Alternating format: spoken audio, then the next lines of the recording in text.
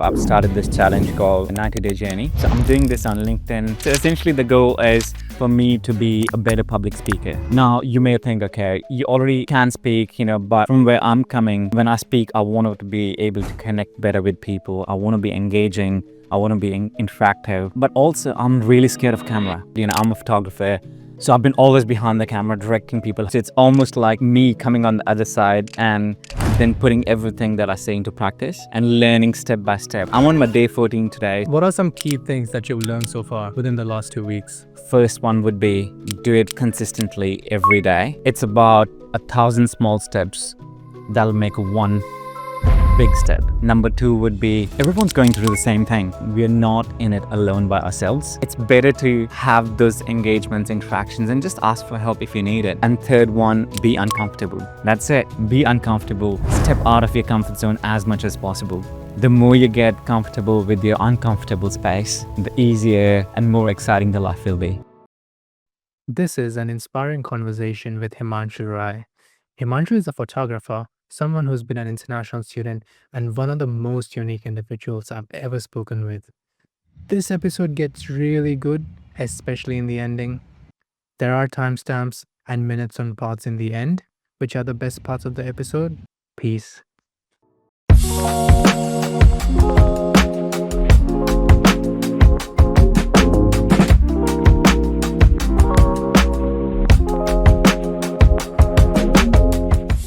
Himanshu Rai, so good to have you on. Thank you. Thank you so much. It's How are you doing?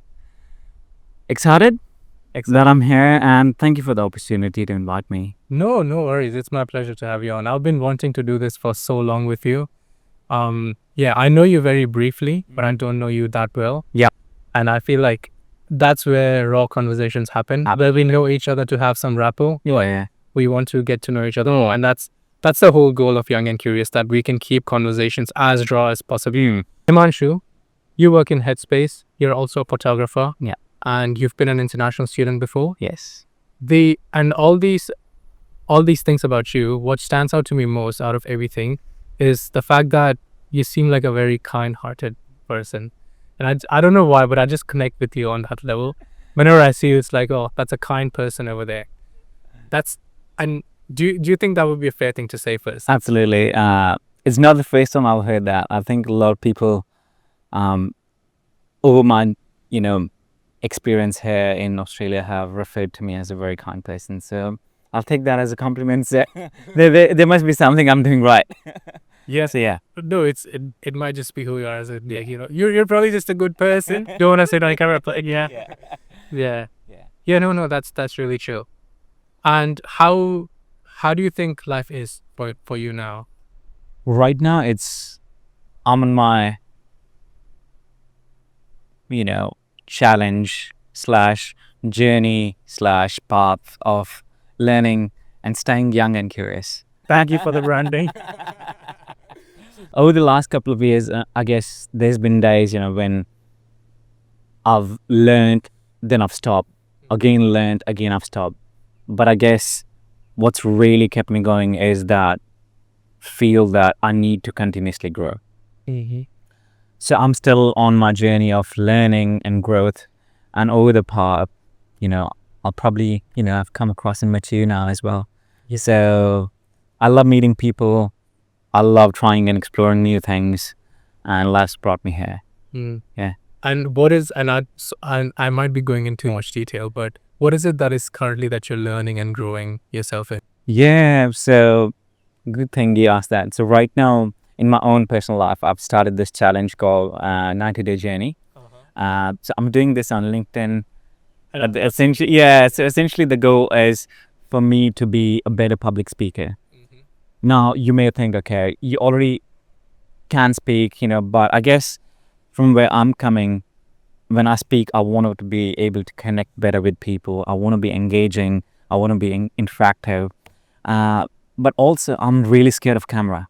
I'm so sorry. Yeah. No. It's funny. It's great that we're doing it because, as you said, I'm a photographer. So I've been always behind the camera directing people. How do they stand? How do they pose? How do you actually be in front of camera? So it's almost like, me coming on the other side and then putting everything that I say into practice and learning step by step. So I'm on my day 14 today. So essentially, I'm 2 weeks in. yeah, 2 weeks in, I've gotten over the initial awkwardness of looking at the camera, pausing there, still being expressive. So that's what I'm doing for myself. But also another part of the journey is the challenge is that I'd stopped learning. I'd stopped learning and I'd stopped sharing with others. And it's as simple as, just asking, Abhi, tell me what's happening. What's happening? What are you really curious about at the minute? It's my instinct of, being curious and just small things as that. I'd stopped doing that over the last couple of years. And I thought, oh my God, I need to bring it back. So with this challenge, what I'm doing is I'm on one side learning how to be better public speaking in front of camera, but also bringing that curiosity back and sharing what I've learned or sharing my interactions with people like yourself. Oh, that's amazing. I love that. I see the backstory now. What are some key things that you've learned so far within the last 2 weeks? First one would be do it consistently every day. It's about 1,000 small steps that'll make one big step. Yeah. So it's about those, small little improvements that we make every day that'll have the big effect that we really want in our life. So that's number one. Number two would be everyone's going through the same thing. Each and every one of us are going through the same thing. We are not in it alone by ourselves. So it's better to have those engagements, interactions, and just ask for help if you need it. And third one would be uncomfortable. That's it. Be uncomfortable. Step out of your comfort zone as much as possible. The more you get comfortable with your uncomfortable space, the easier and more exciting the life will be. Yeah. It's always the initial bit of starting something new, starting something different, where you're so uncomfortable with doing it. Exactly. And then once it's like in flow, you just don't care after Yeah. that point. Do you see the change when you first started your podcast to now?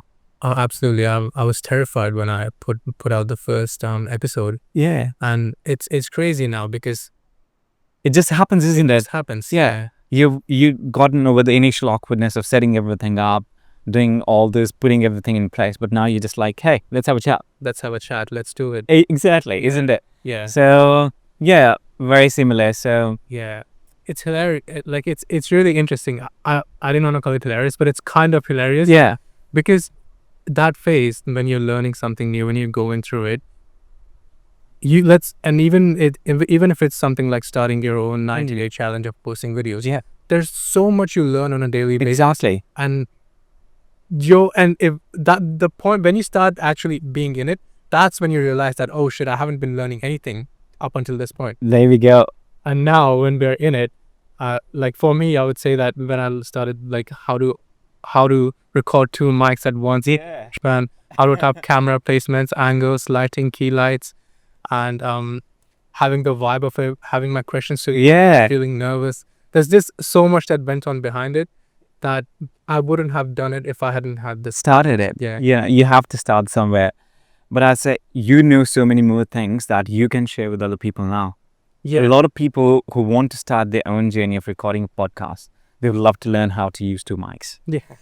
I'm not even kidding, because when I started doing my challenges, I was thinking, okay, where should the light be? What should be the background? How do I place everything? How do I make sure that I don't look like I'm reading?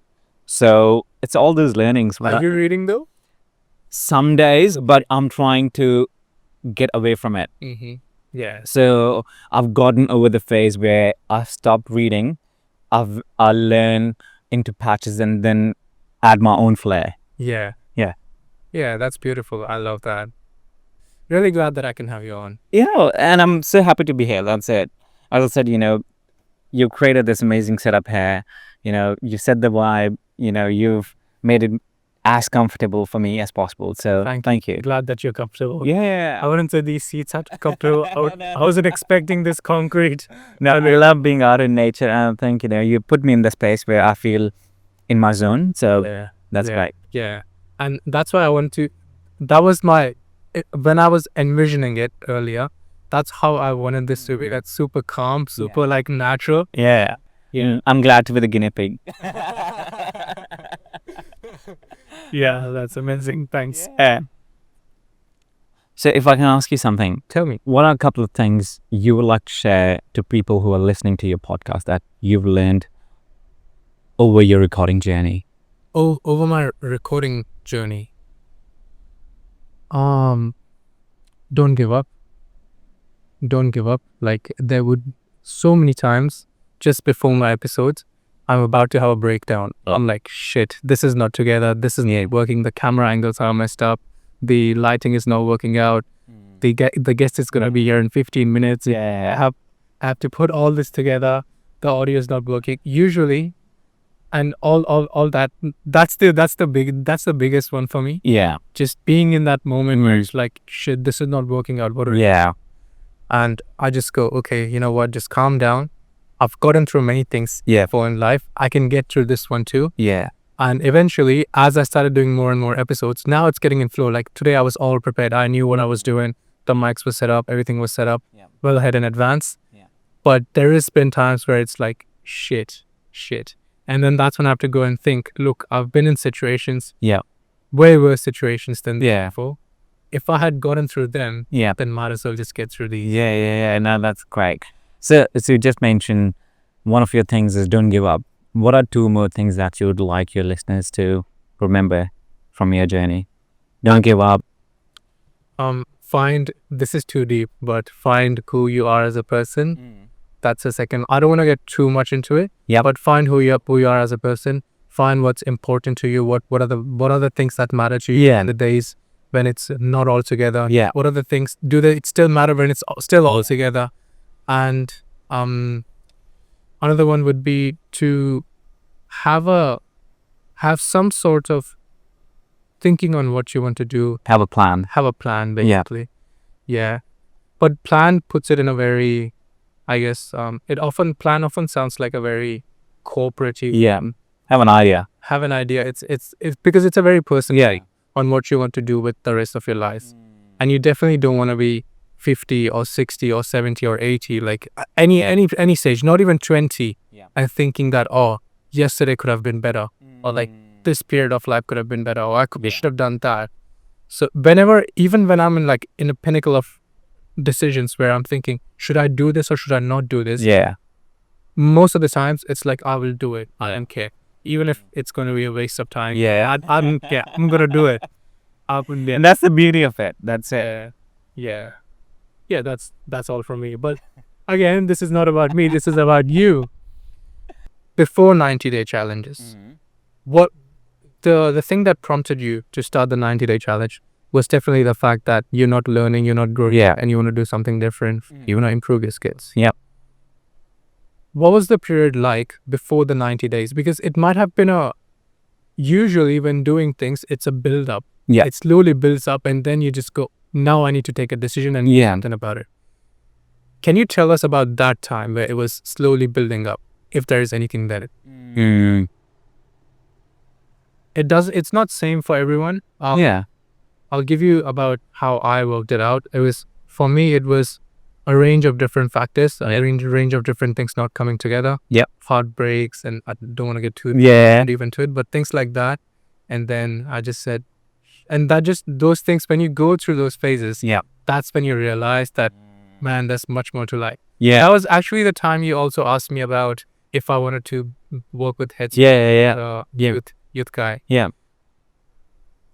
My mind was so like my state of mind was so bad at that point. That's why I just said maybe not, because I was like so against the ideas of seeking help. The ideas of, I'm in a bad spot, but it eventually grew out of me. I learned so things like having guests on podcasts.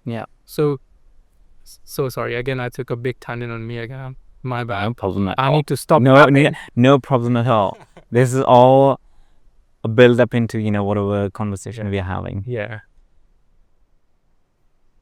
If talking about the time before my 90-day challenge, as I said, I've been here in Australia for a couple of years. I've always been the kind of guy who's always sort of stepping up, trying to learn, trying to grow. But then, there were these points where I was seeing so many people around me attending the same things and growing, and here I was still stagnant. And that hit me. It could be a bit of competitiveness, but also it could be, I think it was a lot of self-reflection on my part. And I was thinking, there's all these ideas, but there's just the ideas. There's no execution for these things. And that was almost me trying to aim for perfection when I didn't have a proper vision of what the perfection looked like. So I was chasing something that I didn't know how it looked like. So instead of just experiencing that and going, having being a rat in the rat race, I thought it's time that I actually make a change now. It's time for me to take the actions that I've been learning. I've attended so many workshops. I've attended so many webinars. I've been one of those, brown people who are like, yes, let's do this. But then I'd be the one motivating my friends. But then when it comes to myself, I've never practicing it. Yeah. So I thought it's time to do something about that. And I guess it had been sort of building up over multiple years. And now I thought, nah, let's just do it. The longer I wait, I will miss more opportunities to grow. So, yeah. Yeah. Did that answer your question, first of all? It did. Gives me so much more context. Yeah, if you think about it, I came here as an international student. I didn't talk to or wanted to be a part of the Indian community for so long. And the only reason was I came from India here to learn about a new culture. But when I landed in my class, I saw, oh my God, 85% of my class is again brown people. Half of them, I don't know, what do I communicate with? So I almost made myself like an outcast from the community. And I didn't want to be with them for the longest time. So, and during that process, I guess, that was a part of my life where I was trying to be different. I was trying to learn much more than, other people. I would step into networking spaces where I would be the only brown person. It was overwhelming, but also it gave me exposure that I would never have. And how did that feel, being the only brown person in It was any event? I felt different. I was in a place, where I had all white people around me. So it felt a bit challenging. I would walk into the room, they would see me walking, and they've already made assumptions about who I am. Yep. And when I spoke in English, they were like, oh, you speak English so well. And that, after that, it'd be a different conversation. But I realized during that time that, people are going to make assumptions about you anyways. But who I am is also the point of difference. I'm the only brown person in the room. They are going to notice me whether they like it or not. So one of the lessons I learned from that is, don't forget your roots. Your story, your backstory, your values, they make you different and they make you special. Yep. I have a few follow-up questions on that. Yeah. And this is just, I'll begin with the funniest one. The English thing. Yeah. It's almost an insult at this point. When you speak, when you speak up and then you're like, oh, you speak such good English. Yeah. Please don't say that. Yeah. Like we learn English since we are in school. I know. Yeah. I know. And then it hurts you, man. Yeah, absolutely. I've been, so many people say, oh, you speak English so well, like better than other Australians. I'm like, yes, but also it's my second language or third language. I've been learning it from school. There still are grammar mistakes, but I know how to pronounce words. I can get, as long as you can get the message across, so English is fine. Yeah, exactly. Yeah. I did a communication podcast a few weeks ago. Yep. And then that one was basically things like just just speak up, just try, go and just do it. yeah, just do it. And then you learn in the process of making mistakes. No one's gonna say that you're awkward. Like it's a whole thing to it. Yeah. Nobody take it by hand. All good. But and you also mentioned that when you arrived in class, you didn't want to blend in the other brown people. Yeah. How did that work out for you? I think that was necessary for me at that point of time. Mm-hmm. I am who I am because of the life choices I've made. And yes, obviously there'll be things that I've missed out, not being a part of the community. I did miss that connection, but also it made me step in my uncomfortable zone. Mm-hmm. As I said, I was in the spaces where I would never be if I was part of the Indian community at that point of time. Right. I learned so much more, but again, I knew when it was time for me to again slowly start, coming back into that, because I started feeling a bit lost. So I guess it's always a game of, the tug of war. You pull it, as much as you need it, and then you have to let it go slowly to again pull it back. So it was necessary for me. It was hella uncomfortable for sure, but I enjoyed what I did during that time. I was in a different zone. I only wanted to be learning and absorbing the Australian culture as much as possible, and I could only do that if I am mingling and being in spaces where other people of that culture are. Yeah, I see where you come from now. Yeah. This is quite different than what most people do. Yeah. Matter of fact. Yeah. The only reason why it's been why I haven't experienced that, just mixing with like brown people on a very high scale, that's the only reason why I have, because I went to school here. Yeah. So in school you come across all Yeah, absolutely. Yeah. And then when I went to uni, that's when I actually started interacting with brown people, and then they were like, what's wrong with this? Yeah. And then there's like a whole backstory to it. But then I eventually learned and blended in. Yeah. How about you? How was your experience being in your, because that gives out another fact that you were you were out of your comfort zone. Yeah. Even when you were, because you had the obvious choice of just being around, speaking Hindi, exactly, relaxing and chilling back, keeping it easy. Yeah. But you took the uncomfortable choice. Yeah. How was that? I think the better question for this would be, what was the outcome and how was the feeling through it? Mm-hmm. So how was the feeling through it? And then, what led to was... Do you want to switch? Because the sun is in your face. Okay.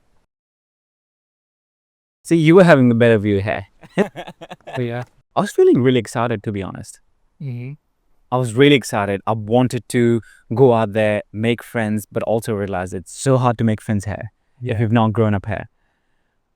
I come from a culture and a place where I don't eat meat, I don't drink or smoke.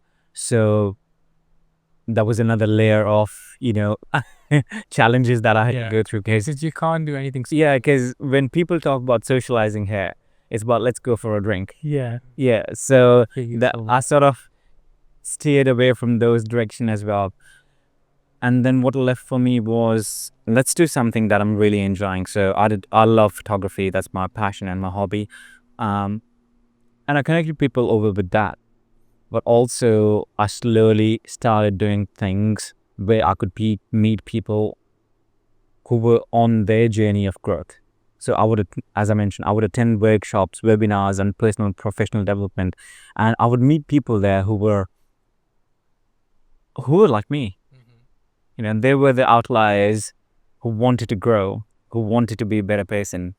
So it was kind of exciting to be finding, a little bit more about yourself, about, these are my type of people. These are not my type of people. This is what I can do. This is what I can't. So I was becoming more aware about myself and my choices. Yeah. So exciting, overwhelming, and at times there were days when I was like, I don't know what I'm doing. I had no idea what I'm doing at all. But I just kept going because I was still having the kick from the days where I had interacted and had met new people. I was like, yes, that's what I'm here for.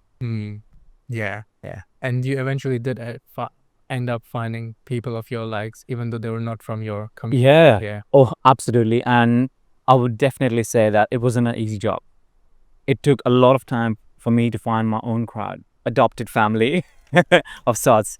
But it took time, but I reached there. And I couldn't be more grateful for, the people I have in my life at the minute. That's beautiful. That's amazing. Yeah. And what it led to was I had a different level of confidence compared to my peers who had come at the same time around me. I don't want to be comparing myself with others, but I could just see within myself that I could interact at a different level with people. The way I could form the connection was much more easier. People could relate to me much more easily. It helped me find jobs. It also taught me so much about how to actually network. That's powerful. Yeah, isn't it? Like, you're learning more about yourself by stepping into the zone that you've never entered in. Yeah. Yeah. And I can't imagine how much courage that would have taken just to be not in that zone.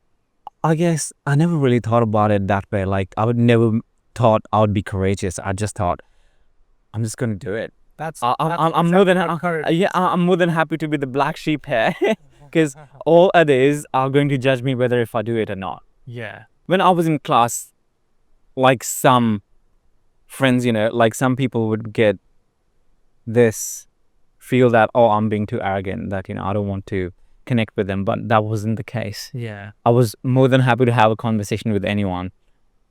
I just didn't want to put myself out there for everyone. That's it. Yeah. I was more selective, and that's okay. That was the way I learned what I want.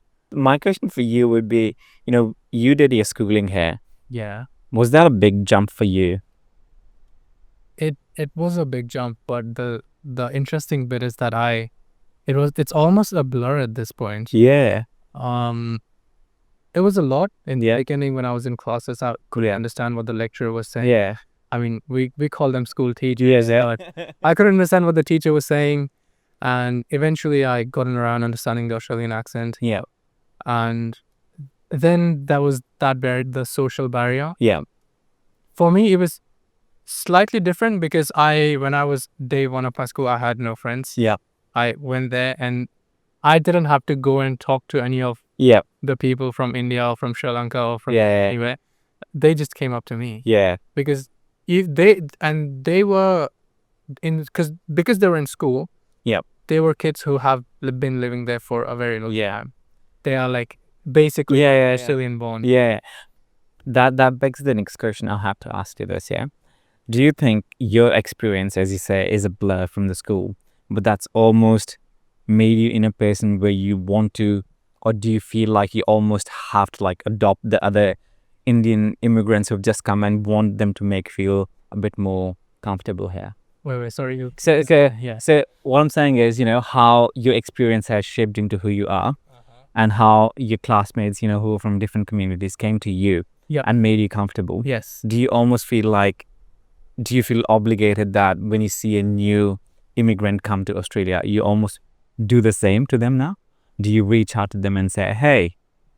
I reach out to them, yes, quite often, but it's interesting. I try to do my best. Yeah. And then, yes, and if the question is, do I like to do that? Yes, absolutely. Yeah.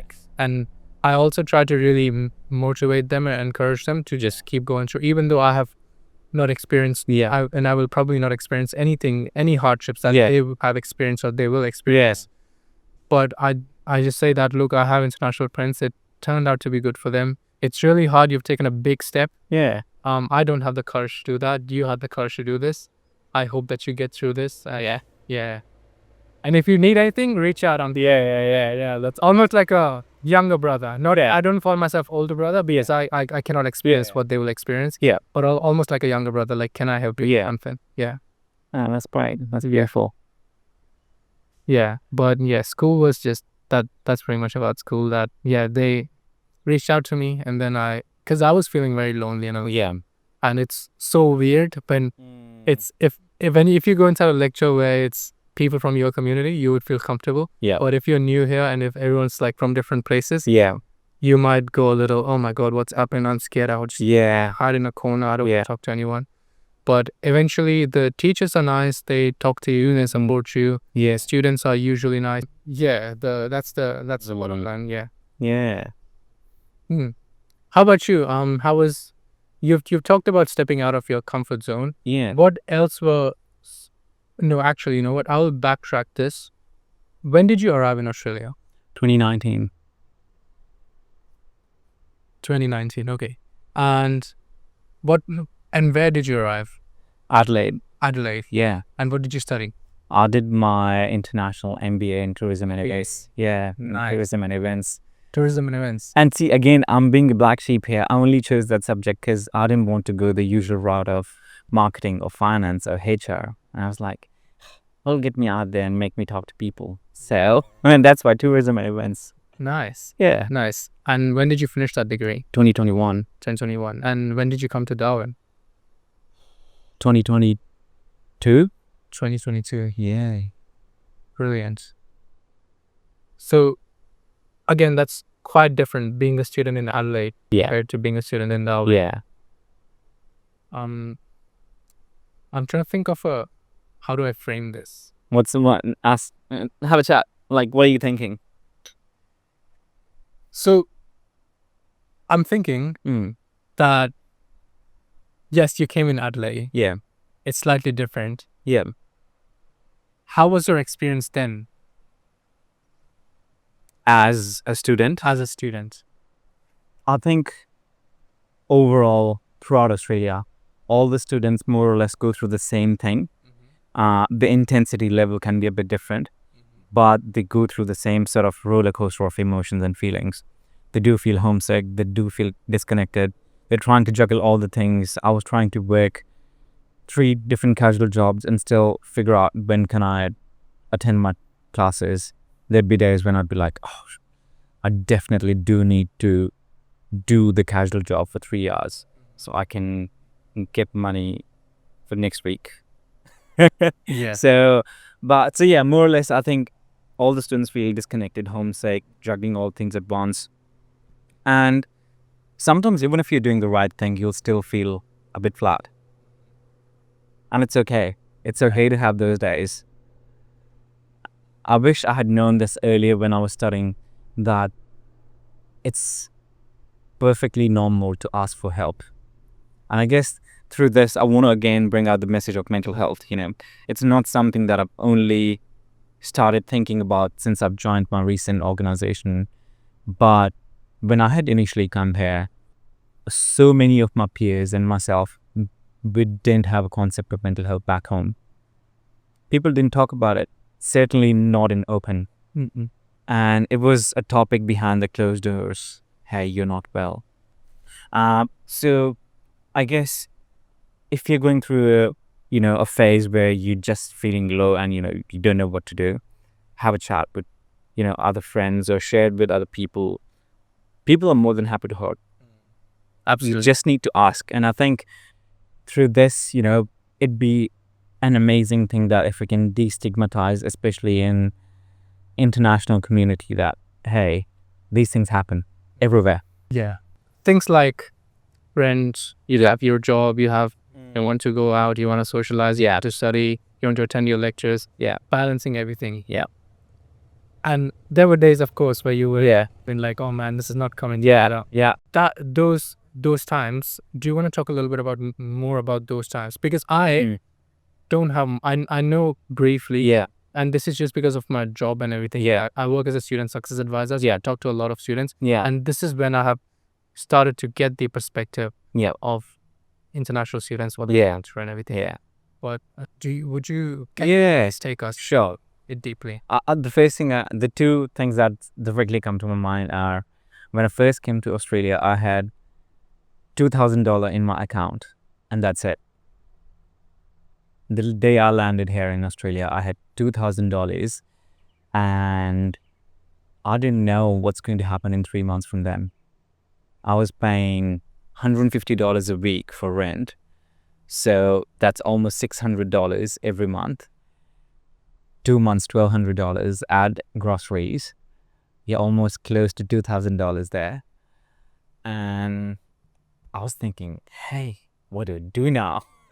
So a lot of international students, that's why as soon as they come here, they're trying to find solution. Hey, they want to find a work, they want to find a job as soon as possible, even before experiencing what it is here that they can learn. So I guess the first 1 month I gave myself time to actually do all the things that you should do. Be a student, try to learn as much as you can. And yeah, that was a bit of a phase where family was saying, hey, we're happy to help you, but I knew deep down how much can they help. uh, and there's so many students out there who are in an similar situation, if not worse. They come with some bare amount of money and they've got to make it work. I remember somewhere along the line, a couple of months in, I was still doing casual jobs, and there was 1 week where I had worked and I knew the money was coming in. Another 2-3 days I would be getting paid, but that day I still have a screenshot of the account balance I had on my phone, and it showed $0.25. So, and I think that was just, I clicked that just as a reminder to myself that, hey, I've just had this much amount of money in my account at one point. So anything more than this is better. Yeah. So yeah, like, it was interesting. I think at that point itself, I knew that I want this thing to be a reminder of, that that's okay. Like, I survived through that time perfectly fine. If not, I was a bit more unhealthy in my eating habits. Yeah. But yeah, just know that you are going to face these things. There'll be tough days, but just keep going. That's it. Just keep it consistently, keep going. You'll find a way. Yeah.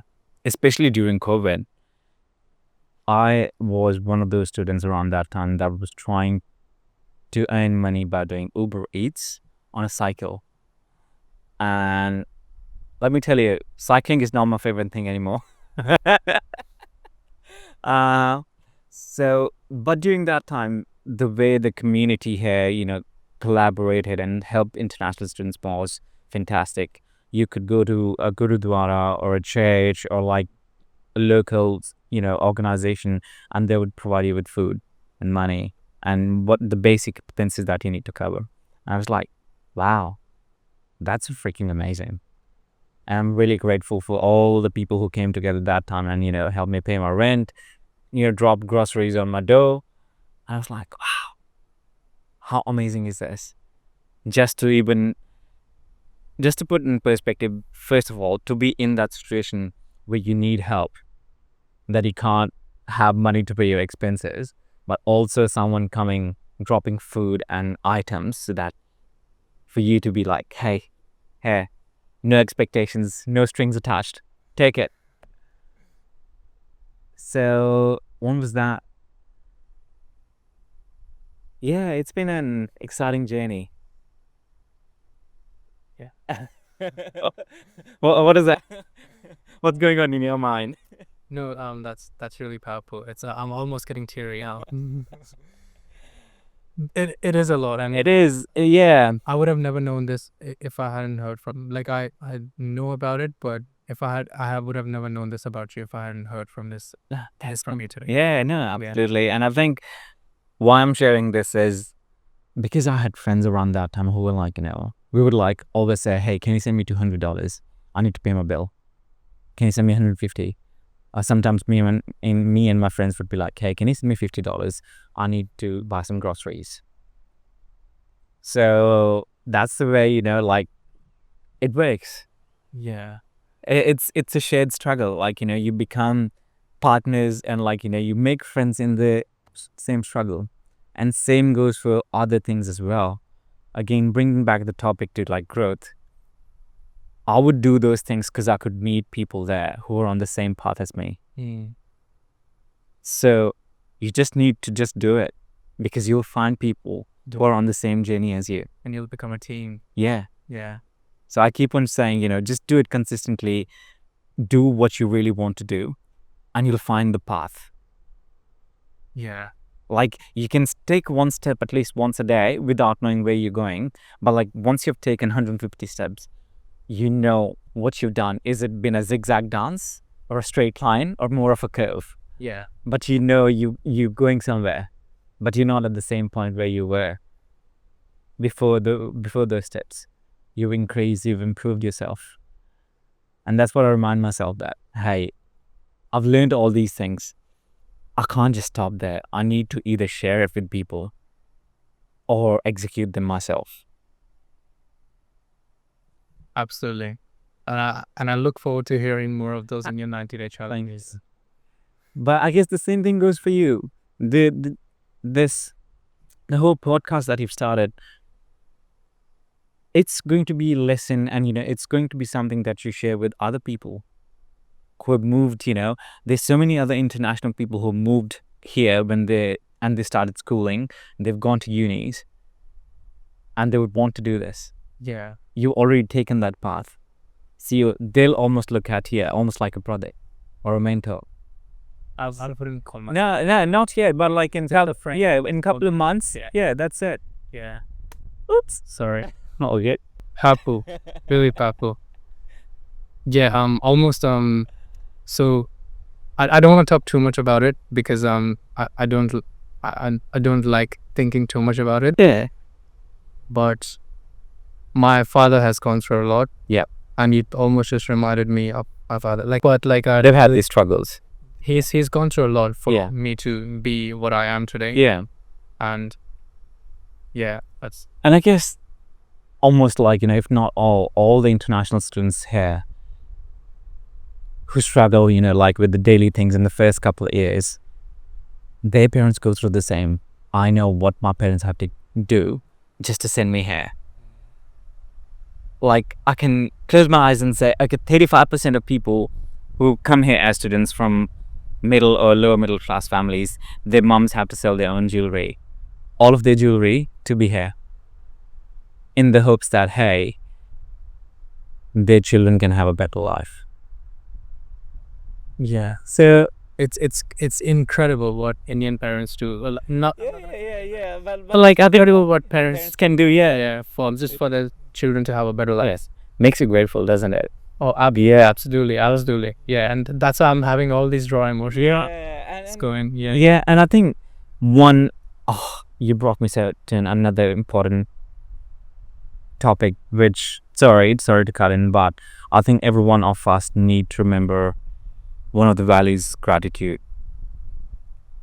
And it happened almost 2 years ago that I realized, holy crap, I'm here because of so many things that could have gone so many different ways, but I'm here solely because of so much what other people have done.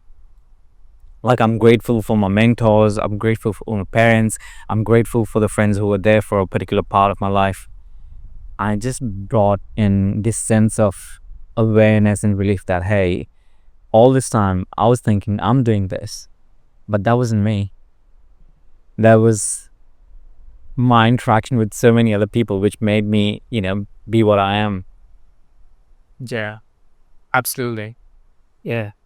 Anything else you would like to add to it? I think just 3 things, I've got this weird habit of saying 3 things now. So pardon me for that. What about it? The funny thing with the idea of 3 is that's one of the numbers that's easy for people to remember, and 3 is the ideas. If you've got 3 ideas or 3 threes of something, people can remember that easily.